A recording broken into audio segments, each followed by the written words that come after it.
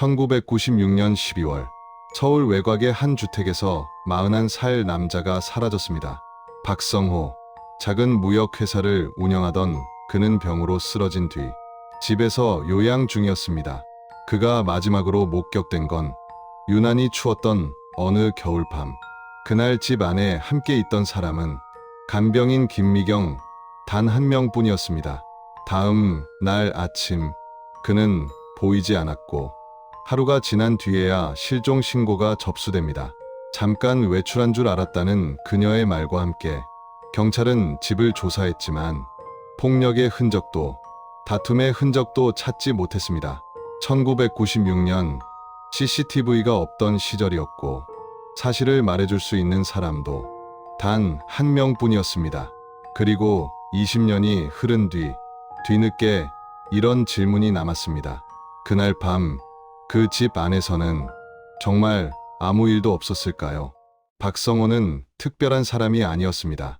1955년생 41살.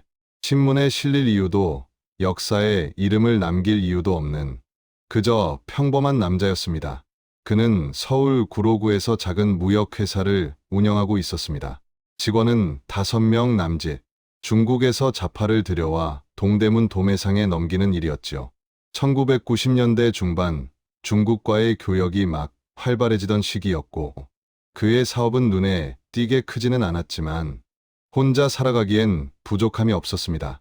주변 사람들은 그를 이렇게 기억합니다. 성실한 사람, 약속 시간을 어기지 않았고 술자리에선 목소리를 높이지 않았으며 거래처 직원들의 이름을 하나하나 기억하던 사람이었지요. 눈에 띄지는 않지만 믿을 수 있는 사람. 그런 평가였습니다. 하지만 그에게도 고민은 있었습니다. 결혼이었습니다. 1996년 40이 넘도록 결혼하지 않은 남자는 주변에서 은근한 걱정의 대상이었습니다. 어머니는 전화를 할 때마다 선 이야기를 꺼냈고 친구들은 술자리에 앉을 때마다 이제는 진짜 해야 하지 않겠냐고 물었습니다. 박성호도 모르는 건 아니었습니다. 하지만 사업은 늘 바빴고 마땅한 인연은 나타나지 않았고 그렇게 시간은 흘러갔습니다. 부모님은 충남 천안에 살고 계셨습니다. 아버지는 은퇴한 초등학교 교사였고 어머니는 평생 집안을 돌보며 살아온 분이었습니다. 형제는 없었습니다. 외동아들. 기대는 있었지만 강요는 없었습니다.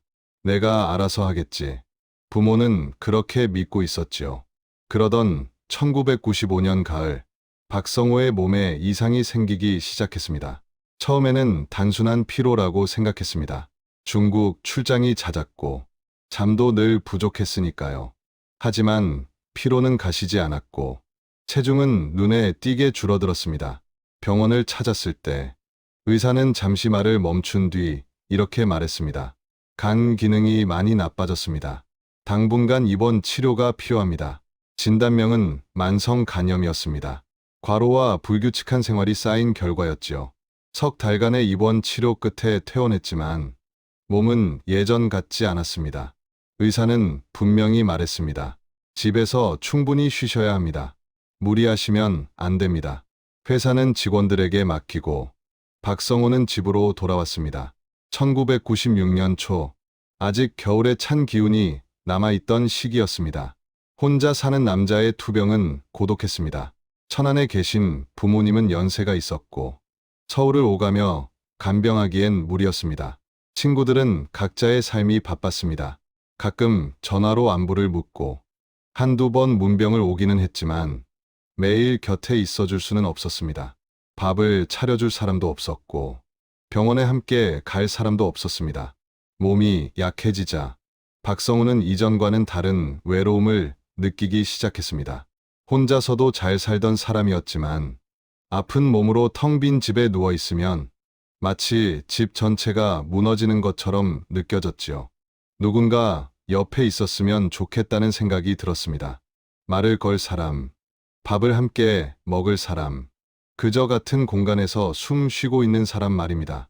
그때 김미경이 나타났습니다. 1996년 3월, 친구의 소개였습니다. 아는 사람 중에 간병 일하는 분이 있어. 사람 괜찮아. 박성호는 고마웠습니다. 혼자 버티는 것보다 누군가의 도움을 받는 편이 낫다고 생각했지요.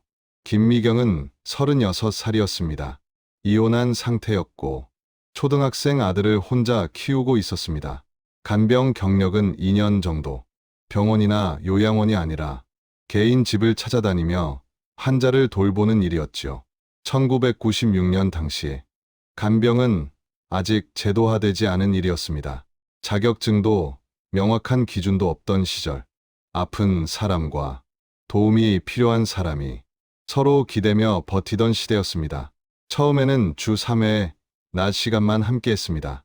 김미경은 집을 정리하고 식사를 준비했으며 병원 진료에 동행했습니다.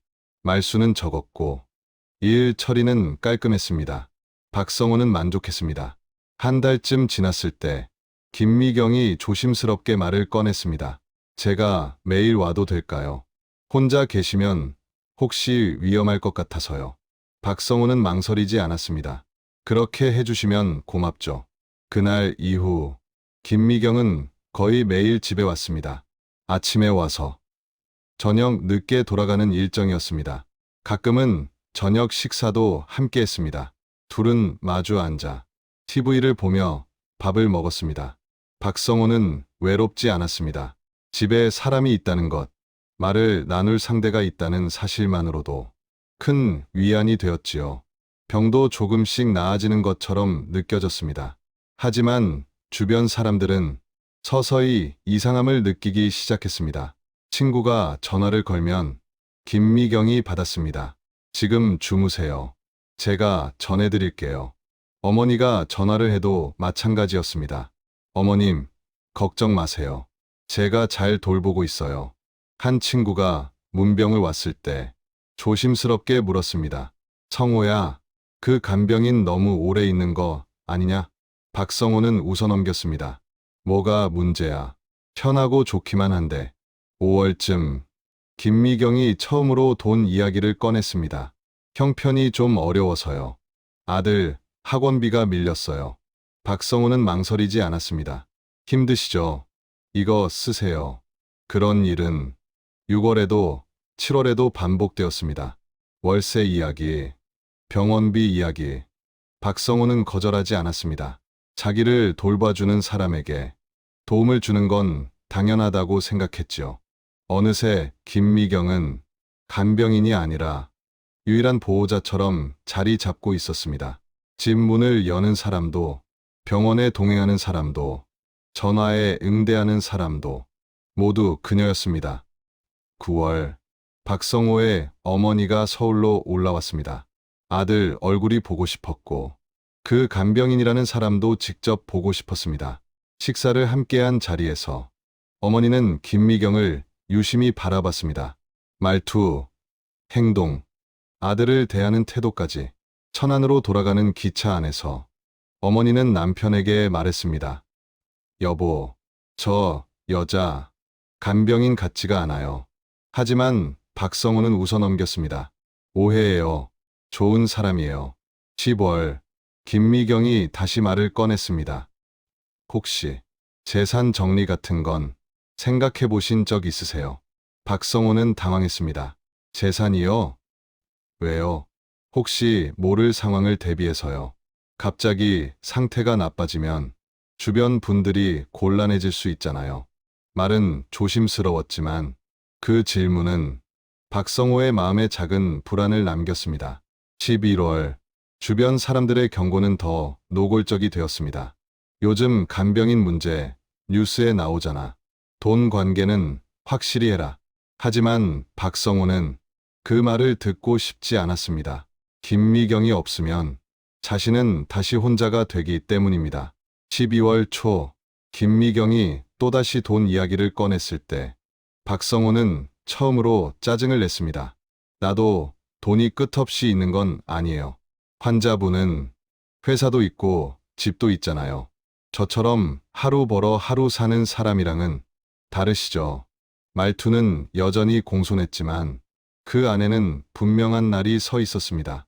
그날 이후 두 사람 사이에는 눈에 보이지 않는 균열이 생겼습니다. 작은 말다툼이 잦아졌고 서로를 바라보는 눈빛도 달라졌지요. 평범했던 일상은 조금씩 무너지고 있었습니다. 그리고 그 균열의 끝에서 어떤 밤이 기다리고 있는지 그때는 아무도 알지 못했습니다. 12월 중순으로 접어들면서 주변 사람들의 우려는 점점 커지고 있었습니다. 박성호의 대학 동기 이정수는 이렇게 말합니다. 그 여자랑 다니기 시작한 뒤로 성호가 완전히 달라졌어요. 전화해도 잘 안 받고 만나자고 하면 피하고요. 겨우 만났을 때도 눈빛이 좀 이상했어요. 뭔가 계속 쫓기는 사람 같았달까요? 회사 직원들도 변화를 느끼고 있었습니다. 사장님이 요즘 회사 일에 거의 신경을 안 쓰세요. 예전엔 하루에도 몇 번씩 전화 오던 분인데 요즘은 한 달에 한 번도 안 하세요. 물어보면 김 씨가 알아서 한다는 말만 하시고요. 천안에 있는 어머니의 걱정은 더 직접적이었습니다. 12월 10일 전화기 너머로 어머니는 이렇게 물었습니다. 성호야, 그 간병인한테 돈을 얼마나 줘지니? 왜요? 엄마. 아니, 매달 주는 급여 말고 따로 준 돈 말이야. 박성호는 잠시 말을 잇지 못했습니다. 사실 정확한 금액을 스스로도 알지 못하고 있었기 때문입니다. 한두 번이 아니었고 액수도 그때그때 달랐습니다. 5월부터 지금까지를 합치면 아마 1,000만 원은 넘었을 것입니다. 성호야, 엄마가 서울로 올라갈게. 그 여자 직접 만나봐야겠어. 엄마, 괜찮아요. 걱정 마세요. 하지만 어머니의 목소리에는 확신이 담겨 있었습니다. 안 괜찮아. 엄마가 보기엔 그 여자 이상해. 전화를 끊은 뒤 박성우는 한참 동안 아무 말도 하지 못했습니다. 친구도, 직원도, 부모도 모두 같은 이야기를 하고 있었습니다. 하지만 정작 그는 무엇을 믿어야 할지 알 수 없었습니다. 그날 저녁, 김미경은 다시 돈 이야기를 꺼냈습니다. 환자분, 제가 빚이 좀 있어요. 빚이요. 전 남편한테 받아야 할 위자료를 못 받았어요. 그래서 사채를 썼는데 이자가 너무 많이 붙어서요. 박성우는 머리가 지끈거렸습니다. 얼마나 필요한데요? 500만 원만 있으면 정리할 수 있어요. 그 순간 박성우는 말을 잇지 못했습니다. 그동안 건넨 돈도 적지 않았는데 또다시 500만 원이라는 금액은 너무 컸습니다. 미경 씨, 나도 지금 회사가 어려워요. 아파서 일을 못하니까 적자예요. 500만 원은 지금은 좀 힘들어요. 김미경의 얼굴이 굳어졌습니다. 그럼 제가 어떻게 해요? 환자분은 집도 있고 회사도 있잖아요. 저는 이 돈 못 갚으면 애 학교도 못 보내요. 그건 알겠는데요. 제가 지금까지 얼마나 고생했는지 아세요? 매일 여기 와서 밥하고 청소하고 병원 모시고 제 시간은 전부 환자분한테 쓴 거예요. 목소리는 점점 높아졌습니다. 1996년 겨울, 방음이 좋지 않던 주택가였습니다. 옆집에서도 소리가 들릴 정도였습니다. 박성호 역시 지쳐 있었습니다. 그럼 급여를 더 드릴게요. 하지만 500만 원은 지금 당장은 어렵습니다. 언제요? 언제 주실 건데요? 시간을 좀 주세요. 시간이요. 환자분은 시간이 있으시겠죠. 전 내일 당장 돈을 내야 하는데요. 말싸움은 점점 격해졌습니다. 그리고 김미경은 결정적인 말을 던졌습니다. 환자분, 솔직히 말씀드릴게요. 제가 없으면 환자분 혼자 어떻게 살 거예요? 친구들은 전화만 하고 부모님은 연세 많으시고 저 아니면 아무도 없잖아요. 그 말은 박성호의 가슴을 깊이 찔렀습니다. 사실이었기 때문입니다. 하지만 동시에 모욕감도 느꼈습니다. 그게 무슨 말이에요? 협박하는 겁니까? 협박이 아니라 현실이잖아요. 12월 18일 밤, 두 사람은 크게 다퉜습니다. 쌓여있던 감정들이 한꺼번에 터져 나왔습니다. 김미경은 그동안 참아왔던 말을 쏟아냈습니다. 환자분은 편하시죠? 누워만 있으면 되니까. 전 매일 버스 2번 갈아타고 여기 와서 손발이 되어드렸어요. 그게 다 돈 때문이에요. 좋아서 온 거 아니에요. 박성호도 참지 못했습니다. 그럼 그만두세요. 돈 때문에 온 거면 그냥 가세요. 가라고요. 좋아요. 갈게요. 그럼 그동안 제가 한 일은 어떻게 보상해 주실 건데요? 급여 다 드렸잖아요. 급여로 안 되는 게 있어요. 제 시간, 제 인생 돌려주세요. 말은 점점 통제를 벗어났습니다. 그리고 어느 순간 박성호는 벌떡 일어났습니다. 병약한 몸이었지만 분노는 힘을 만들어냈습니다. 나가요. 당장 나가요. 김미경도 물러서지 않았습니다. 네, 나갈게요. 500만 원 주고 나가요. 안 줍니다. 그럼 저도 안 가요. 거실 한가운데 벽에 걸린 집 전화 앞에서 두 사람은 서로를 노려보고 있었습니다. 그때 박성호가 김미경의 팔을 붙잡았습니다. 나가라니까. 김미경이 팔을 뿌리쳤습니다. 손 놓으세요. 몸싸움이 시작됐습니다. 밀고 당기고 소리가 뒤섞였습니다. 1996년 겨울 CCTV도 없고 목격자도 없는 그 집 안에서 두 사람만의 싸움이 벌어지고 있었습니다. 박성호는 불과 몇 달 전까지 입원해 있던 몸이었습니다. 체력은 많이 떨어져 있었습니다. 김미경은 2년 동안 환자들을 돌보며 몸을 써온 사람이었습니다. 힘의 균형은 분명하지 않았습니다. 박성호가 밀었고 김미경이 밀쳐냈습니다. 그리고 박성호는 균형을 잃었습니다. 뒤로 휘청이며 식탁 모서리에 허리를 부딪혔고 그대로 바닥에 쓰러졌습니다. 둔탁한 소리와 함께 머리가 장판 바닥에 닿았습니다. 집 안은 갑자기 고요해졌습니다. 김미경은 거친 숨을 몰아쉬며 쓰러진 박성호를 내려다봤습니다. 그는 움직이지 않았습니다. 환자분, 대답은 없었습니다. 환자분, 괜찮으세요? 여전히 반응은 없었습니다. 김미경은 무릎을 꿇고 그의 얼굴을 들여다봤습니다. 눈은 감겨 있었고 입술은 창백해 보였습니다. 숨을 쉬고 있을까요? 그녀는 그의 가슴에 귀를 대려다 멈췄습니다. 벽에 걸린 전화기가 보였습니다. 수화기를 들고 119를 누르면 곧 구급차가 도착할 상황이었습니다. 1996년 서울 외곽이라 해도 응급 체계는 작동하고 있었습니다. 하지만 김미경은 전화기에서 시선을 돌렸습니다. 그는 정말 죽은 것일까요? 아니면 기절한 것일까요? 확인하지 않았습니다. 대신 그녀는 일어났습니다. 거실을 둘러봤습니다. 넘어진 의자, 흩어진 쿠션, 바닥에 떨어진 리모컨. 그녀는 천천히 아주 침착하게 정리를 시작했습니다. 의자를 세우고 쿠션을 제자리에 놓고 리모컨을 주었습니다. 다툼의 흔적을 하나씩 지워갔습니다. 그리고 가방을 챙겼습니다. 코트를 입고 현관문을 열었습니다. 뒤돌아보지 않았습니다. 문을 닫고 계단을 내려가 집을 떠났습니다. 거실 바닥에 쓰러진 박성호를 그대로 둔 채로 말입니다. 그날 밤 1996년 12월 18일 밤 10시쯤 박성호를 마지막으로 본 사람은 김미경 단 한 명뿐이었습니다. 그리고 그 이후 박성호는 세상에서 사라졌습니다. 다음 날 아침에도 그 다음 날에도 그는 돌아오지 않았습니다. 41살의 한 남자가 겨울밤 공기 속으로 녹아 사라진 것처럼 말입니다. 아무 흔적도 남기지 않고 말이죠. 12월 19일 아침 박성호의 집은 조용했습니다. 초인종을 누르는 사람도 없었고 전화를 거는 사람도 없었습니다. 혼자 사는 남자의 집은 원래 그렇습니다. 하루 이틀 연락이 없어도 특별히 이상할 것은 없지요.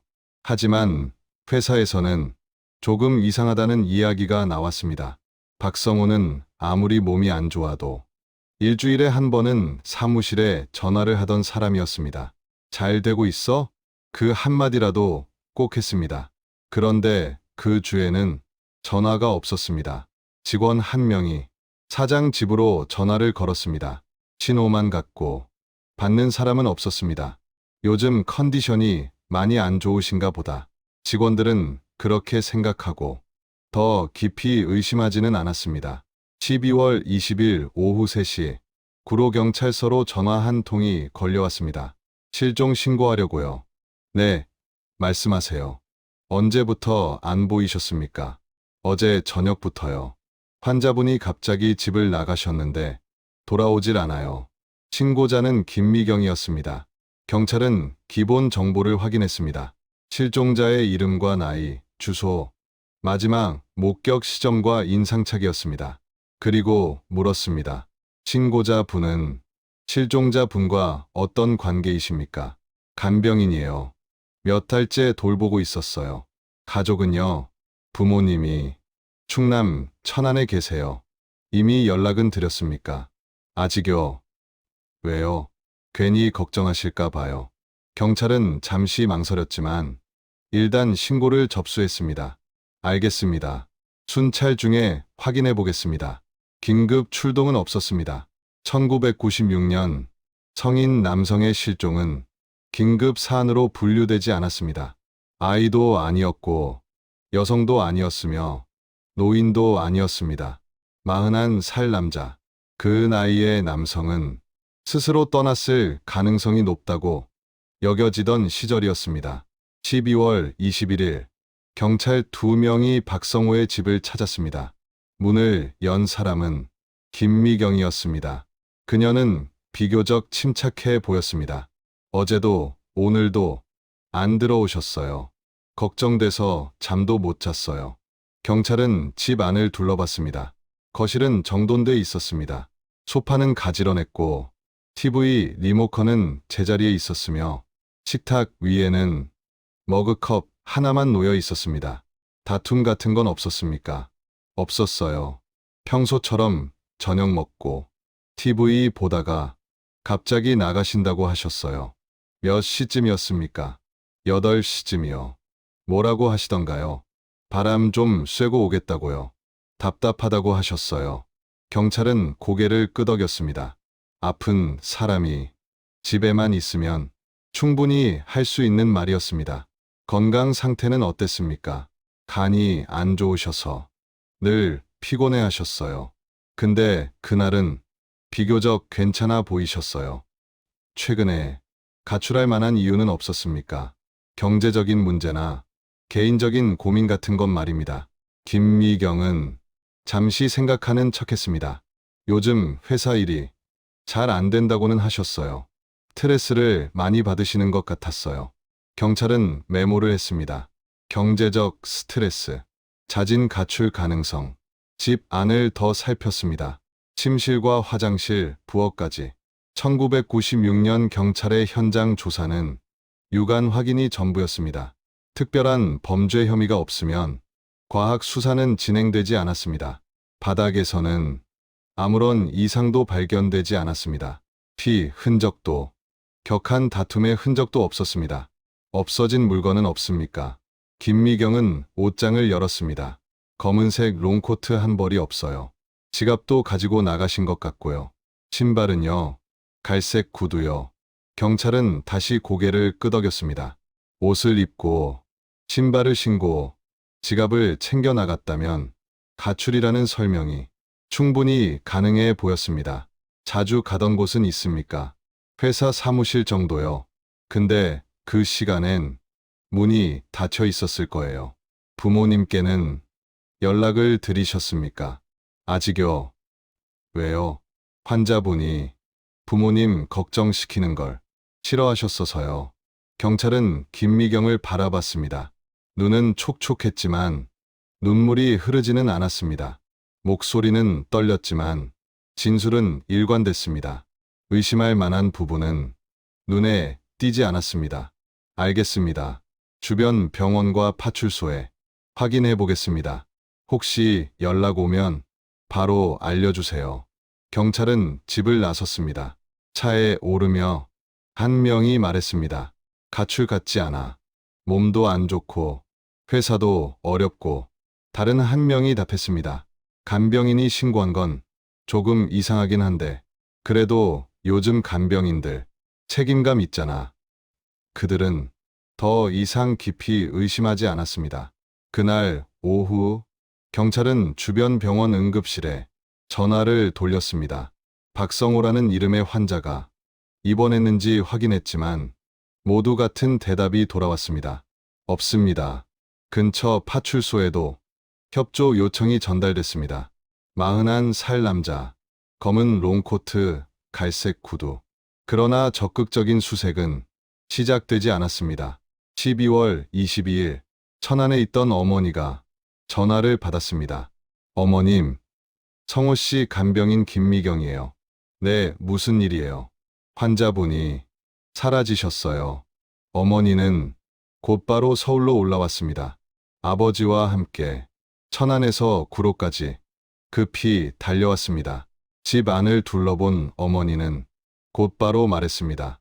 이상해요. 뭐가요? 우리 아들이 이렇게 깨끗하게 정리해두고 나갈 사람이 아니에요. 김미경은 말했습니다. 제가 청소했어요. 돌아오시면 깨끗한 게 좋을 것 같아서요. 어머니는 김미경을 가만히 바라봤습니다. 하지만 느낌만 있을 뿐 증거는 없었습니다. 부모는 경찰서를 찾았습니다. 우리 아들 좀 찾아주세요. 하지만 돌아온 말은 차가웠습니다. 어머님, 조금 더 기다려 보시죠. 성인 남성 실종은 대부분 자진 가출입니다. 1996년 실종 수사에 투입되는 자원은 지금과 비교할 수 없을 만큼 제한적이었습니다. 특히 성인 남성의 경우 스스로 선택한 실종으로 분류되는 일이 많았습니다. 수색은 형식적으로 이어졌습니다. 지인들에게 전화했고 사무실을 확인했고 병원에도 문의했습니다. 버스터미널과 기차역에 흑백 전단이 붙었습니다. 작은 사진 한 장과 짧은 문구였습니다. 이 사람을 찾습니다. 그러나 CCTV가 없던 시절 목격자를 찾는 일은 거의 불가능에 가까웠습니다. 12월이 지나고 1997년 새해가 왔습니다. 형사과 책상 위에는 박성호 실종 사건 파일이 쌓여 있었습니다. 그러나 우선순위는 계속 뒤로 밀렸습니다. 살인 사건이 있었고 강도 사건이 있었으며 아이 실종 사건도 있었습니다. 가출한 거겠지. 빚이 있거나 여자가 있었겠지. 그렇게 사건은 정리돼 갔습니다. 부모는 매주 경찰서를 찾았지만 달라지는 건 없었습니다. 그리고 어느 순간 사건은 기록 속으로만 남았습니다. 신문에도 TV에도 나오지 않았습니다. 박성호는 그렇게 조용히 사라졌습니다. 아무 흔적도 남기지 못한 채, 아무 말도 하지 못한 채 말입니다. 1996년 겨울, 한 사람이 세상에서 지워졌습니다. 그리고 세상은 그가 없어진 채로 계속 돌아갔습니다. 살아있는 사람들만을 위해서 말이지요. 1997년 1월 초, 박성호의 어머니는 신문사를 찾았습니다. 기자님, 우리 아들 기사 좀 써주세요. 지역 신문사회부 기자는 어머니의 이야기를 조용히 들었습니다. 41살 아들이 사라졌다는 이야기, 경찰이 적극적으로 찾지 않는다는 이야기, 간병인이 수상하다는 의심까지 말입니다. 기자는 메모를 하며 질문을 던졌습니다. 실종되신 분이 결혼은 안 하셨나요? 네, 미혼입니다. 자녀는요? 없습니다. 특별한 사회활동이나 공적인 직책 같은 건 있으셨나요?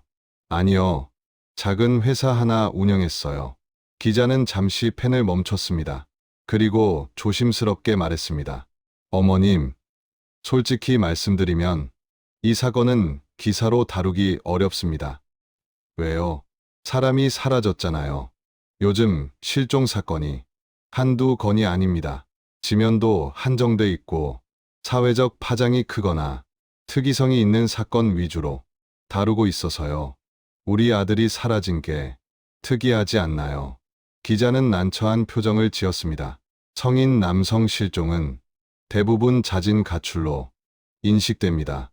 독자들도 그렇게 받아들이고요. 어머니는 울먹이며 말했습니다. 우리 아들은 절대 가출할 애가 아닙니다. 어머님, 마음은 이해합니다만 결국 기사는 아주 작은 박스 기사로 처리됐습니다.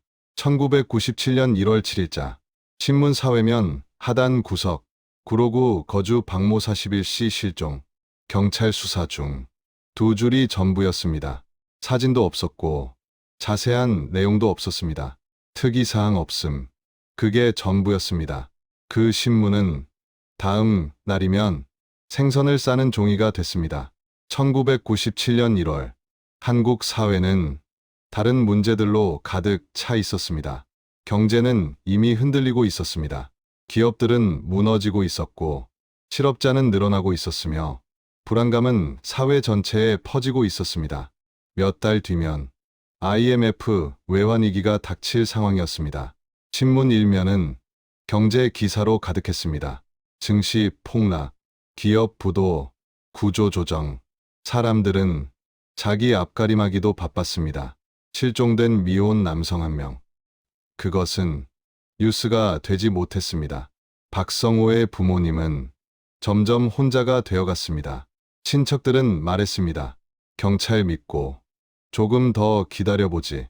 친구들은 처음엔 걱정했지만 시간이 지나자 연락이 뜸해졌습니다. 나도 요즘 너무 힘들어서. 회사 직원들은 새 일자리를 찾아야 했습니다. 사장이 사라진 회사가 오래 버틸 수는 없었기 때문입니다. 몇몇은 인사를 건넸습니다. 사장님, 꼭 찾으셨으면 좋겠습니다. 그게 마지막이었습니다. 세상은 박성호 없이도 아무 일 없다는 듯 돌아갔습니다. 그가 운영하던 무역회사는 조용히 문을 닫았습니다. 거래처들은 다른 업체를 찾았고 직원들은 흩어졌습니다. 사무실은 비었고 간판은 내려졌습니다. 그가 살던 집은 월세가 밀리기 시작했습니다. 집주인의 전화가 왔습니다. 월세 언제 주실 건가요? 부모님이 대신 냈습니다. 아들이 돌아올 곳만은 남겨두고 싶었기 때문입니다. 그가 다니던 병원에서는 진료 예약 미이행 통보가 왔습니다. 환자분과 연락이 되지 않습니다. 박성호라는 사람이 존재했던 자리마다 조용히 공백이 채워졌습니다. 어머니는 매주 전단지를 들고 거리로 나갔습니다. 이 사람 못 보셨어요. 흑백으로 복사한 사진, 양복을 입고 웃고 있는 얼굴이었습니다. 사람들은 잠깐 쳐다보다가 고개를 저었습니다. 못 봤어요. 대부분은 아예 쳐다보지도 않았습니다. 1997년 서울 거리에는 전단지가 넘쳐났습니다. 대출 광고, 과외 모집, 분양 안내, 실종자 전단은 그 사이에 묻혔습니다. 어머니는 지하철역에 전단을 붙였습니다. 하지만 다음 날이면 떼어져 있었습니다. 누군가 떼어냈거나 다른 전단에 덮였거나 말입니다. 아버지는 일주일에 한 번씩 경찰서를 찾았습니다. 형사님, 우리 아들 찾는 건 어떻게 되고 있습니까? 아직은 특별한 진전이 없습니다. 같은 대화가 계속 반복됐습니다. 형사들도 할 수 있는 게 많지 않았습니다. CCTV도 없던 시절이었고 확실한 증거도 없었습니다. 목격자가 나타나지 않으면 수사는 더 이상 나아갈 수 없었습니다. 게다가 김미경의 진술은 처음부터 끝까지 일관돼 있었습니다. 환자분이 스스로 나가셨어요. 물증이 없으니 반박도 어려웠습니다. 2월이 지나고 3월이 왔습니다. 경찰 내부에서는 박성호 사건이 장기 미제로 분류됐습니다. 해결 가능성이 낮은 사건, 우선순위 하위에 놓인 사건이었습니다. 새로운 사건들이 계속해서 밀려 들어왔습니다. 강력 사건, 절도 사건, 사기 사건. 형사들은 지금 당장 처리해야 할 사건들에 매달릴 수밖에 없었습니다. 박성호의 파일은 서랍 깊숙이 들어갔습니다. 부모님은 서서히 무너져 갔습니다. 아버지는 밤마다 술을 마셨습니다. 내가 뭘 잘못했을까? 일은 평생 모범적으로 살아온 교사였지만 외동아들이 사라진 이유를 끝내 알 수 없었습니다. 어머니는 잠을 이루지 못했습니다. 눈을 감으면 아들의 얼굴이 떠올랐습니다. 엄마 하고 부르는 목소리가 들리는 것 같았습니다. 악몽을 꾸고 깨면 베개는 늘 눈물로 젖어 있었습니다. 천안의 집은 무덤처럼 조용해졌습니다. 이웃들은 처음엔 위로했습니다. 곧 소식 있을 거예요.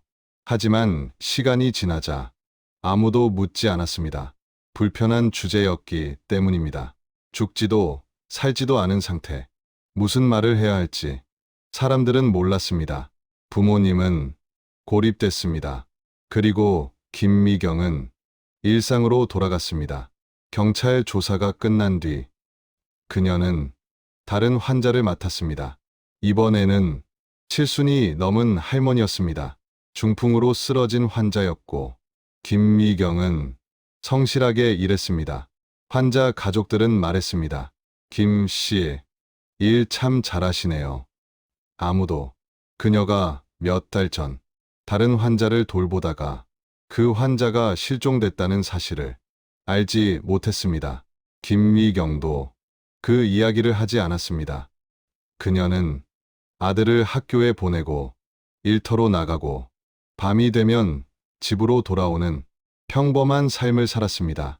1997년 서울, 수많은 사람들 중 한 명으로 말입니다.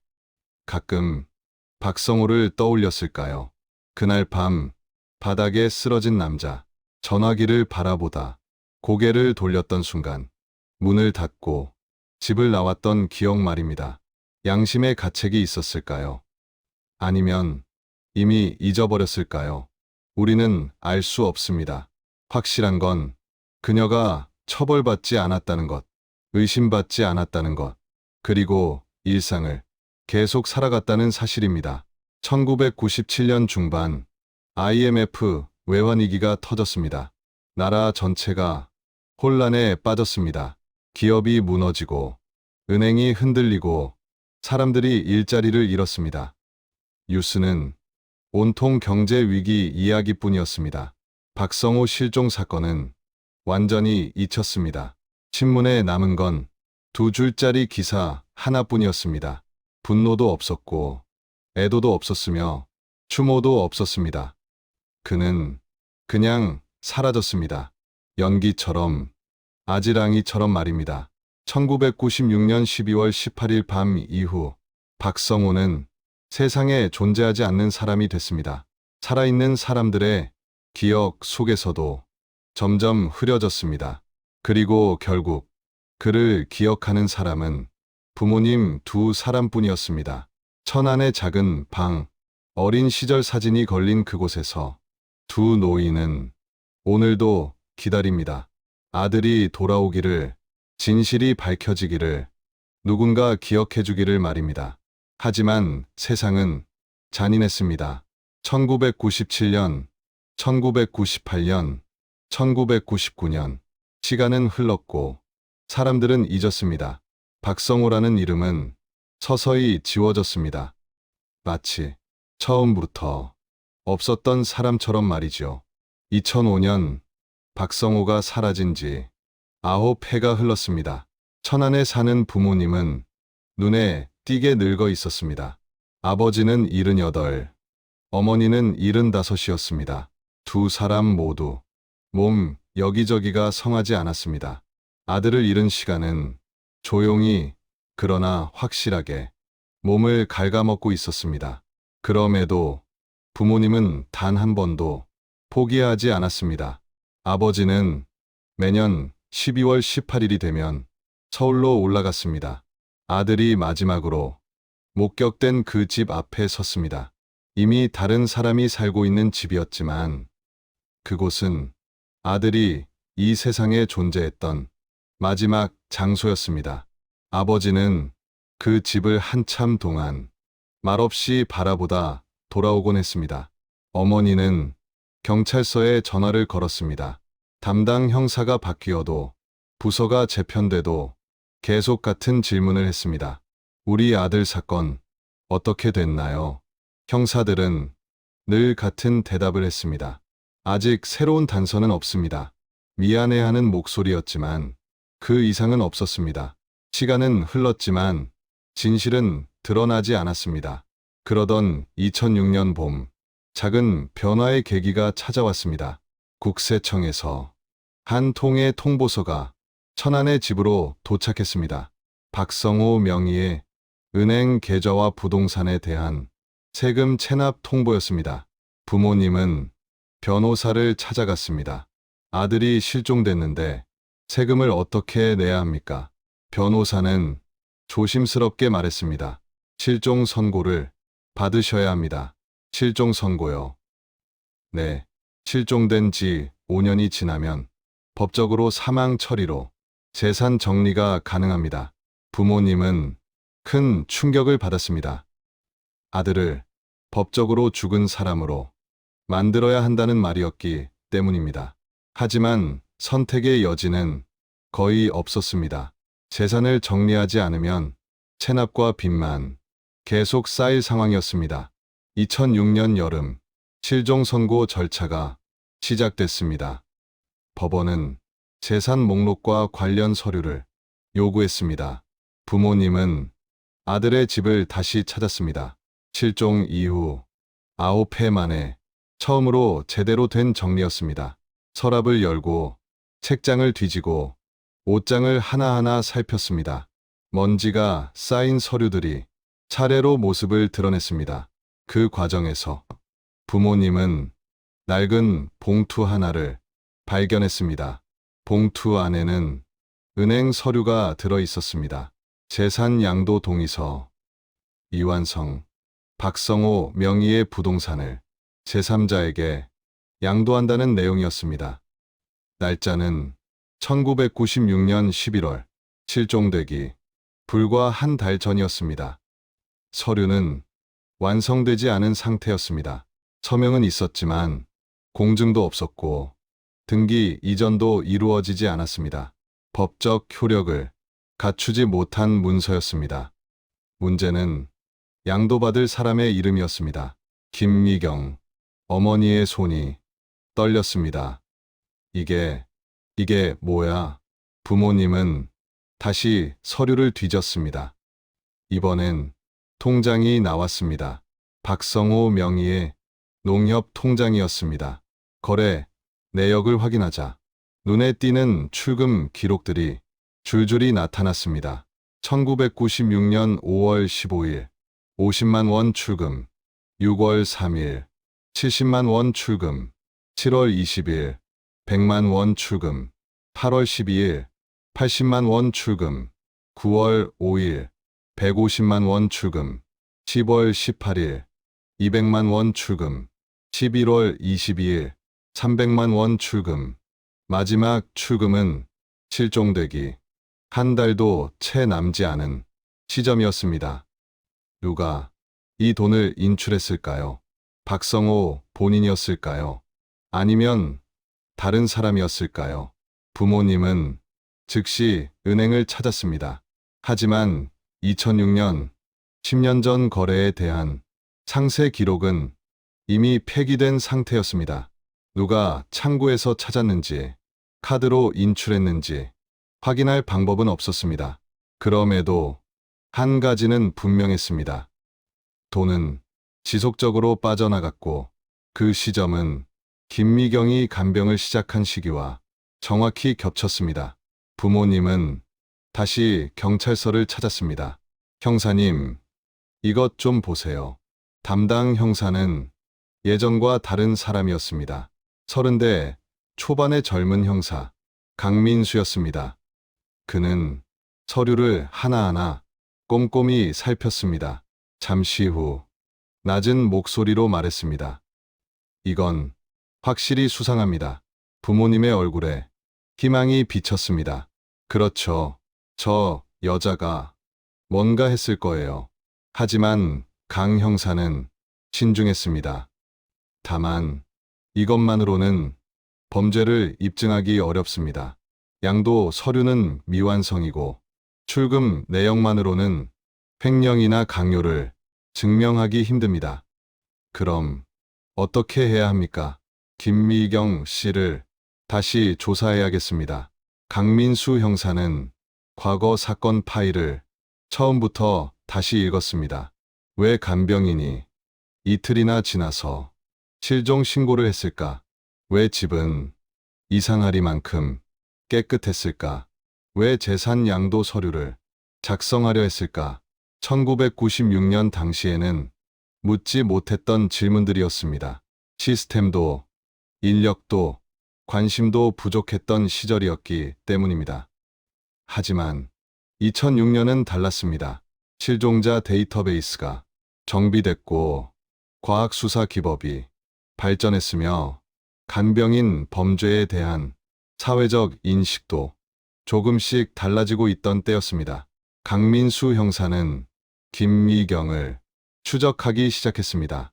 주민등록 조회 결과 그녀는 여전히 서울에 살고 있었습니다. 주소는 바뀌었지만 연락처는 확인할 수 있었습니다. 과거 행적도 조사했습니다.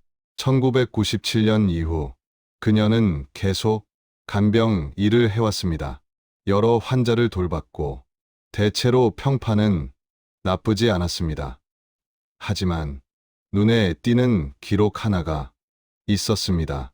1999년 그녀가 돌보던 70살 독거노인이 사망했습니다. 사인은 심장마비, 자연사 처리였습니다. 그런데 노인이 사망하기 한 달 전 김미경 앞으로 300만 원이 송금된 기록이 남아 있었습니다. 유족들은 이상하게 여겼지만 노인이 자발적으로 준 돈이라는 결론이 내려졌습니다. 증거가 없었기 때문입니다.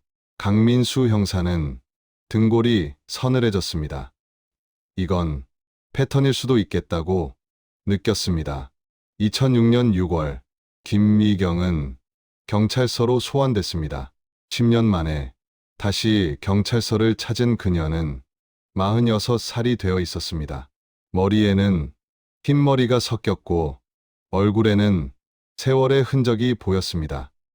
하지만 눈빛만큼은 여전히 또렷했습니다. 왜 저를 부르신 거죠? 박성호 씨 사건과 관련해 확인할 게 있습니다. 그 일요. 벌써 10년 전인데요. 그래서 더 정확히 확인하려는 겁니다. 형사는 서류를 내밀었습니다. 이 재산 양도 동의서 보신 적 있습니까? 김미경은 서류를 바라봤습니다. 아주 잠깐 표정이 굳었습니다. 잘 모르겠는데요. 박성호 씨가 본인 명의 부동산을 김미경 씨에게 양도한다는 내용입니다. 아, 그거요. 환자분이 고마움의 표시로 쓰신 거예요. 고마움의 표시로 부동산을요. 제가 정성껏 간병했으니까요.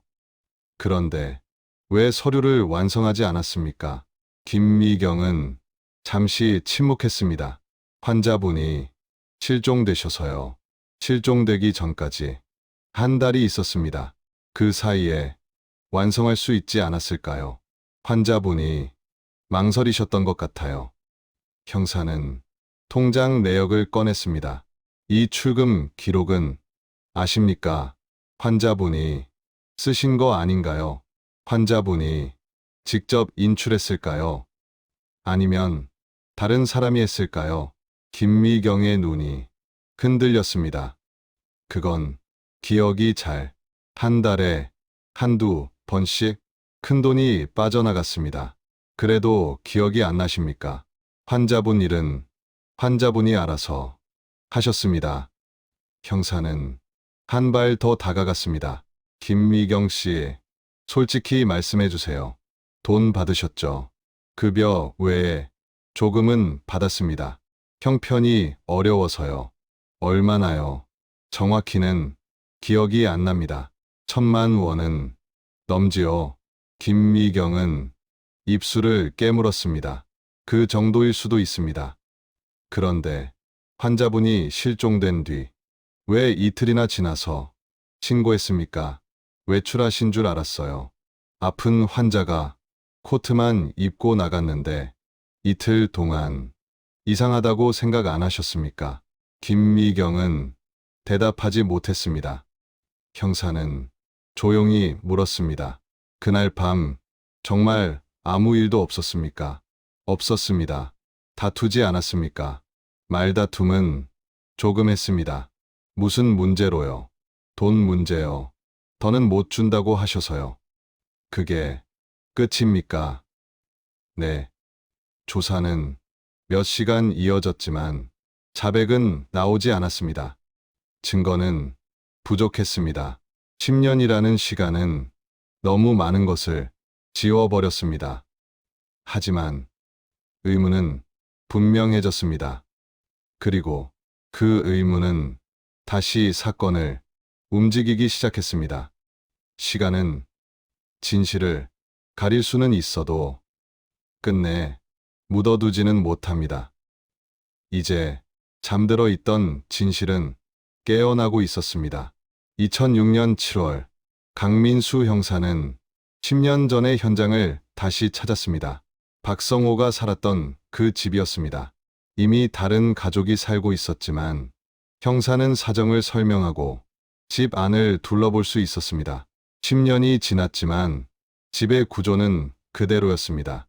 거실과 주방, 그리고 작은 침실 하나, 어디에나 있을 법한 아주 평범한 구조였습니다.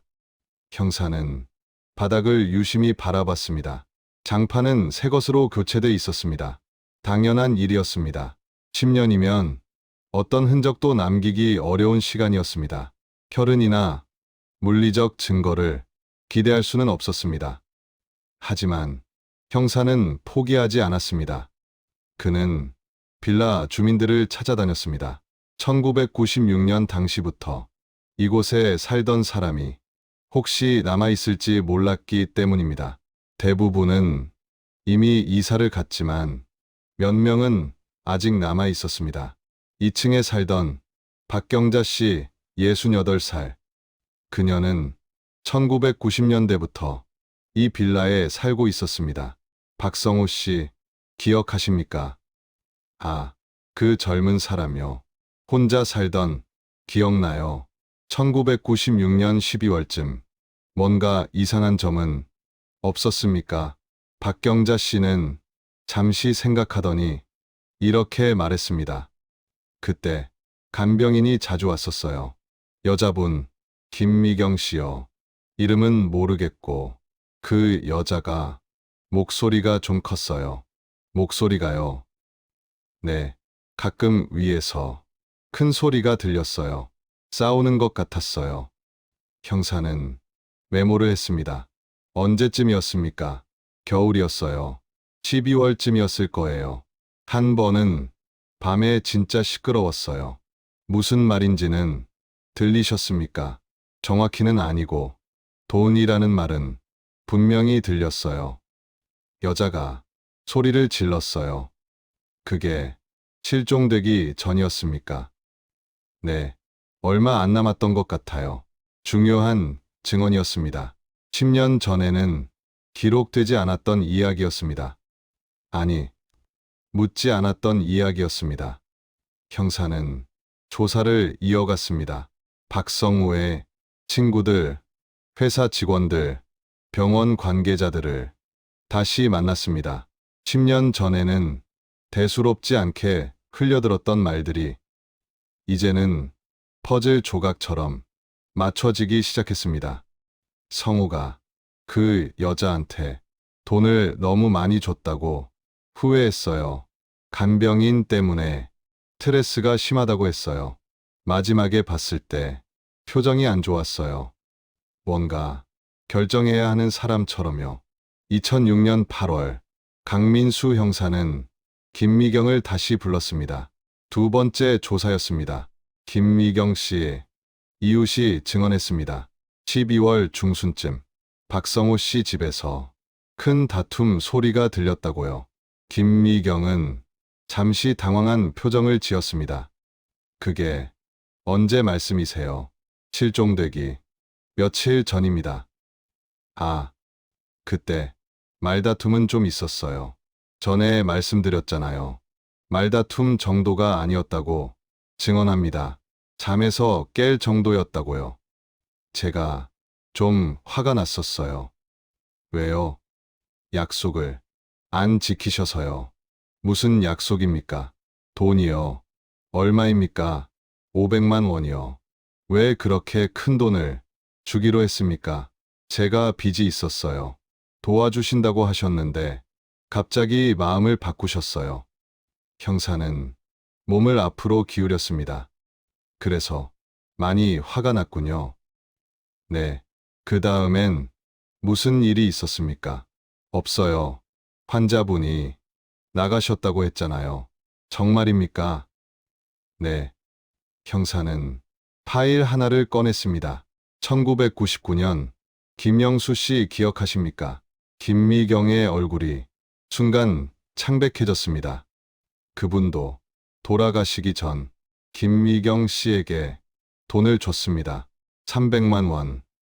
그건 자발적으로 주신 거예요. 박성호 씨처럼요. 김미경은 대답하지 못했습니다. 약한 사람들 곁에 있다가 돈을 받고 그 사람들이 사라집니다.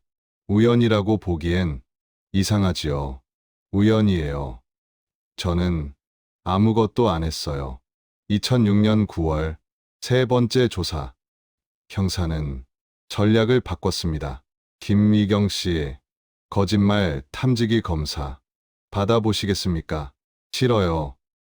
왜요? 그냥 싫어요. 그 거부는 오히려 의심을 키웠습니다. 형사는 차분히 말했습니다. 솔직히 말씀드리죠. 저는 당신이 계획적으로 살인을 했다고 생각하지 않습니다. 김미경이 고개를 들었습니다.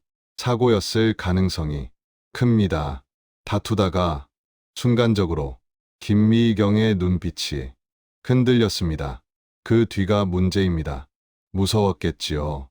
어떻게 해야 할지 몰랐을 겁니다. 침묵이 흘렀습니다. 그래서 그냥 두고 나온 거죠. 긴 정적. 형사는 조용히 말을 이었습니다. 10년 동안 힘드셨죠. 그 비밀을 혼자 안고 김미경의 눈에서 눈물이 떨어졌습니다. 사고였어요. 형사는 숨을 멈췄습니다. 그날 밤 우리는 정말 크게 싸웠어요. 500만 원 때문에요. 김미경의 목소리는 떨리고 있었습니다. 환자분이 제 팔을 잡았어요. 나가라고요. 그래서요. 제가 팔을 뿌리쳤어요. 그랬더니 환자분이 김미경은 눈을 감았습니다. 넘어졌어요. 식탁에 부딪히고 바닥에. 확인했습니까? 안 했어요. 왜요? 무서웠어요. 제가 밀친 거니까요. 119에 전화는요. 안 했어요. 왜요? 제가 책임져야 할까 봐요. 형사는 조용히 말했습니다. 그럼 혹시 살아 있었을 수도 있겠군요. 김미경은 고개를 떨궜습니다. 당신은 직접 죽이지는 않았습니다. 하지만 살릴 수 있었던 순간에 외면했습니다. 죄송해요. 그리고 이틀 뒤에 거짓말로 신고했고 집을 정리했죠. 네. 시신은 어디에 있습니까? 모르겠어요. 조사는 더 이어졌지만 시신의 행방은 끝내 밝혀지지 않았습니다. 하지만 진실은 드러났습니다. 김미경은 살인을 계획하지 않았습니다. 그러나 죽음을 방치했습니다. 죽음을 만든 것은 분노였고 실종을 만든 것은 두려움이었습니다. 그리고 10년의 침묵은 한 사람을 세상에서 완전히 지워버렸습니다. 2006년 10월 김미경은 체포됐습니다. 혐의는 살인이 아니라 유기치사 그리고 사체유기 방조였습니다. 완전한 증명은 어려웠습니다. 시신이 없었기 때문입니다. 하지만 적어도 진실은 밝혀졌습니다. 10년 만에 너무 늦게 말이죠. 2007년 2월 서울중앙지방법원입니다. 김미경의 재판이 마침내 시작됐습니다. 법정 안에는 무거운 긴장감이 흘렀습니다. 방청석 한쪽에는 박성호의 부모님이 나란히 앉아 있었습니다. 아버지는 79, 어머니는 75이었습니다. 두 사람은 11년을 기다린 끝에 이 자리에 와 있었습니다. 아들이 왜 사라졌는지, 그날 밤에 무슨 일이 있었는지, 단 한 조각의 진실이라도 듣기 위해서였습니다. 검사는 기소 내용을 읽었습니다. 유기치사, 그리고 사체유기 방조입니다. 피고인 김미경은 1996년 12월 18일 밤 피해자 박성호가 쓰러진 사실을 인지하고도 아무런 구조 조치를 취하지 않았고 그 결과 피해자는 사망에 이르렀습니다. 변호인은 즉각 반박했습니다. 피고인은 피해자를 직접 해치지 않았습니다. 단지 사고를 목격한 뒤 극심한 공포 속에서 잘못된 판단을 했을 뿐입니다. 게다가 시신이 발견되지 않은 상황에서 사망을 단정할 수는 없습니다. 이 재판의 핵심 쟁점은 처음부터 끝까지 단 하나였습니다. 시신이 없다는 사실입니다. 김미경의 진술에 따르면 박성호는 1996년 12월 18일 밤 거실 바닥에 쓰러져 있었습니다. 그러나 그 이후 그의 시신은 어디에서도 발견되지 않았습니다. 검사는 정황을 제시했습니다. 피고인이 이틀간 시간을 벌어 시신을 유기했을 가능성이 큽니다. 변호인은 즉시 맞섰습니다. 피고인은 그날 밤 집을 나갔고 이틀 뒤 돌아왔을 때 이미 시신이 없었다고 진술했습니다. 제3자의 개입 가능성을 배제할 수 없습니다. 재판은 증거 싸움으로 이어졌습니다. 먼저 재산 양도 동의서가 법정에 제출됐습니다. 검사는 말했습니다. 피고인은 피해자의 재산을 노리고 있었습니다. 이 문서는 명백한 동기 증거입니다. 은행 거래 내역도 제출됐습니다. 1996년 5월부터 12월까지 총 950만 원이 인출됐습니다. 피고인이 피해자로부터 지속적으로 금전적 이득을 취했다는 정황입니다. 이웃 박경자 씨의 증언도 채택됐습니다. 실종 며칠 전 집에서 아주 큰 다툼 소리가 들렸습니다. 여자 목소리가 특히 컸습니다. 친구들의 진술서도 읽혔습니다. 박성호는 김미경 때문에 심한 스트레스를 받고 있었습니다. 돈 문제로 갈등이 있었다고 했습니다. 변호인은 하나하나 반박했습니다. 재산 양도 서류는 완성되지 않았습니다. 피해자가 자발적으로 중단한 것입니다. 금전거래 역시 피해자가 스스로 준 돈입니다. 강요나 협박의 증거는 없습니다. 다툼이 있었다는 사실과 살인은 전혀 다른 문제입니다. 재판은 몇 달간 이어졌습니다. 그리고 결국 다시 시신 문제로 돌아왔습니다. 검사는 법의학자를 증인으로 세웠습니다. 간 질환이 있는 환자가 식탁 모서리에 부딪혀 넘어질 경우 내부 출혈로 사망할 가능성이 큽니다. 즉시 응급 조치를 받았다면 생존 가능성은 충분히 있었습니다. 방치할 경우 사망까지 얼마나 걸립니까?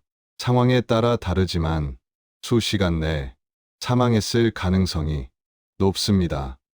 검사는 차분히 강조했습니다. 피고인이 전화기만 들었다면 박성호는 살아 있었을 것입니다. 변호인은 끝까지 물었습니다. 그러나 시신이 없습니다. 사망을 어떻게 입증합니까? 법정은 쉽게 결론에 이르지 못했습니다. 시신 없는 재판은 2007년 한국 사회에서도 드문 일이었기 때문입니다. 검사는 간접 증거를 차곡차곡 쌓았습니다. 1996년 12월 18일 이후 박성호는 그 어떤 생존 흔적도 남기지 않았습니다. 은행 거래도, 전화 기록도, 목격도 없습니다. 만약 살아있다면 왜 부모에게 연락하지 않았겠습니까? 왜 회사에도 병원에도 나타나지 않았겠습니까? 상식적으로 판단할 때 피해자는 이미 사망한 것으로 보는 것이 타당합니다. 김미경은 최후 진술에서 고개를 숙였습니다. 정말 죄송합니다. 저는 너무 무서웠습니다. 돈 때문에 눈이 멀었고 사고가 났을 때 어떻게 해야 할지 몰랐습니다. 매일 후회하며 살았습니다. 그러나 부모님은 고개를 끄덕이지 않았습니다. 어머니는 증인석에서 말했습니다. 11년입니다. 11년 동안 우리는 아들이 살아있는지 죽어 있는지도 모르고 살았습니다. 매일 밤 아들이 어딘가에서 저를 부르는 꿈을 꿨습니다. 목소리는 떨리고 있었습니다. 살릴 수 있었는데 안 살렸습니다. 돈 때문에, 자기 두려움 때문에요. 그게 용서가 됩니까? 법정은 침묵에 잠겼습니다. 2007년 6월 1심 판결이 내려졌습니다. 피고인 김미경에게 징역 7년을 선고합니다. 유기치사가 인정됐습니다. 김미경은 항소했습니다. 2008년 3월 2심 판결이 내려졌습니다. 징역 6년입니다. 1년이 감형됐습니다. 상고는 기각됐고 판결은 확정됐습니다. 김미경은 수감됐습니다. 그러나 누구도 승리했다고 느끼지 못했습니다. 박성호는 돌아오지 않았습니다. 시신조차 찾지 못했습니다. 어머니는 아들의 장례를 치르지 못했습니다. 6년. 그것이 한 생명의 무게였습니다. 부모님은 허탈해했습니다. 우리 아들 목숨이 6년인가요? 법은 그렇게 판단했습니다. 재판 이후 사회는 뒤늦게 움직였습니다. 간병인 제도, 재산보호 제도, 실종자 대응 체계가 변하기 시작했습니다. 제도는 발전했습니다. 그러나 박성호는 그 변화를 보지 못했습니다. 2009년 봄, 어머니가 세상을 떠났습니다. 아들을 찾지 못한 채 끝내 눈을 감았습니다. 2016년 아버지도 뒤따랐습니다. 장례식장에는 사진 3장이 나란히 놓였습니다. 부모님과 그리고 젊은 시절의 박성우입니다. 세 사람은 사진 속에서만 함께였습니다. 이것이 정의일까요? 아니면 너무 늦고 너무 부족한 정리였을까요? 재판은 끝났지만 비극은 끝나지 않았습니다. 그리고 이 질문만이 남았습니다. 기억되지 않은 사람에게 정의는 과연 도달할 수 있는 것일까요? 이 이야기는 괴물의 이야기가 아닙니다. 병으로 약해진 남자, 돈 앞에서 절박해진 여자, 그리고 침묵을 선택한 단 한순간의 이야기입니다. 1996년 CCTV도 없고 관심도 없던 시절이었습니다. 미혼 남성 한 명이 사라져도 세상은 아무 일 없다는 듯 계속 돌아갔습니다. 가장 슬픈 건 박성호가 사라졌다는 사실이 아닙니다. 그를 아무도 오래 찾지 않았다는 사실입니다. 신문에는 2줄로 실렸고 사람들의 기억에서는 몇 달 만에 지워졌으며 11년 동안 그의 이름을 부른 사람은 부모님 두 분뿐이었습니다. 기억하지 않으면 정의는 오지 않습니다. 관심을 주지 않으면 진실은 조용히 묻힙니다. 박성호는 특별한 사람이 아니었습니다. 영웅도 아니었고 유명인도 아니었으며 그저 어디에나 있을 법한 평범한 사람이었습니다. 하지만 그렇기 때문에 더 기억되어야 합니다. 평범한 사람도 사라지면 안 되기 때문입니다. 이름 없는 사람의 실종도 의심 없이 지워져서는 안 되기 때문입니다. 이 이야기를 기억하는 것, 그 자체가 너무 늦게 도착한 애도이며 우리가 할 수 있는 가장 최소한의 정의입니다. 이야기는 여기서 끝나지만 남겨진 이들의 기다림과 상처는 여전히 현재형으로 남아 있습니다. 우리가 함께 기억하고 잊지 않으려 할 때 그들의 고통은 아주 조금은 가벼워질지도 모르지요. 지금까지 실종의 흔적이었습니다. 구독과 알림 설정으로 사라진 이들의 발자국을 계속 따라가 주세요. 기억은 사라지지 않게 하는 힘이며 그 기억이 정의가 되기 때문이죠.